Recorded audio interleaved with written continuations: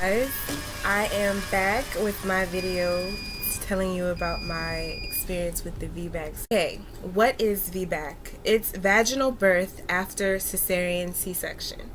So, in case some of you don't know exactly what a cesarean C-section is, it's when the doctor goes in and makes an incision in your uterus to cut the baby out instead of you having to push it out naturally. And this could be done because for you to help the baby's health, or it can be done just by choice because the mother doesn't feel like pushing the baby out. Why isn't VBAC common? Well, the cesarean C-section is definitely what people would get before. So if you had a child before and you got a cesarean C-section, and usually the doctor would suggest that you get another cesarean C-section if you got pregnant again. But some women prefer it not to because you would have to go and get the incision again, right? So just imagine how much damage this could cause the tissue on your uterus if you have more than 2 kids. That's a lot. So that's why VBAC is an option. It's also not common because your uterus can rupture. Yes, your uterus can explode. It's a 1% chance that your uterus can explode while you're giving birth because of the incision, right? So just imagine pushing and your uterus just ruptures, and the doctors, they have safety precautions and things like that, but it's always a slight chance that it might happen. I personally chose to get the VBAC surgery for my second pregnancy after I had a cesarean C-section 2 years ago, because I didn't want to scar my body again. I try to keep my body as scar-free as possible. I don't have so many, but I have scars and I love my skin.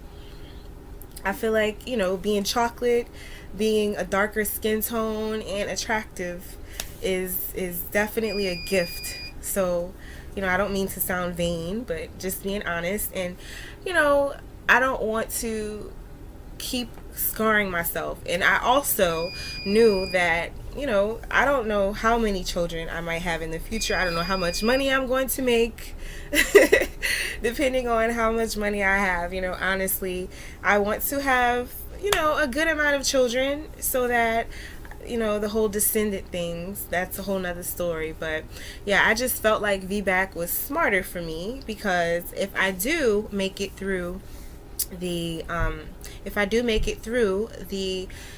procedure, then that means that I can go back to having natural births. Fortunately for me, it didn't, and I had a wonderful experience with the VBAC. I was in labor for about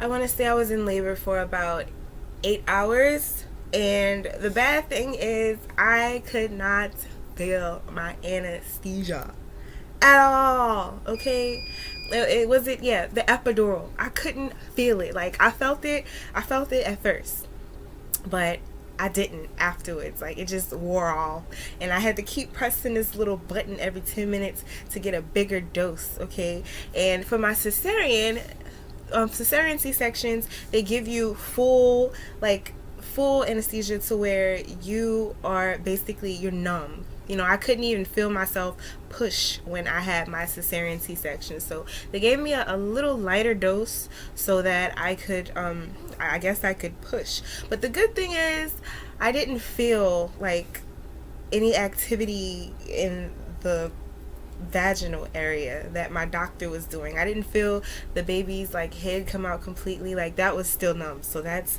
good. But so my contractions mainly took up my labor, right? That was most of the time. And believe it or not, I pushed like 4 times, you guys. Like when the baby's head was basically, like when they saw the baby's head and I was dilated 10 centimeters. Yeah, I just pushed like 4 times and it came out and my uterus didn't rupture. Guys, that's it. I just wanted to share my experience and let you know that I survived the VBAC delivery. That's the thing. I'm on my way to becoming a girl boss, okay? So if you would like to see this girl boss's journey from the bottom to the top, please like and subscribe and check out some of my previous videos to get to know me, my lifestyle, and some of my points of views and experiences a little more. Thank you very much, you guys. I love y'all. Mwah.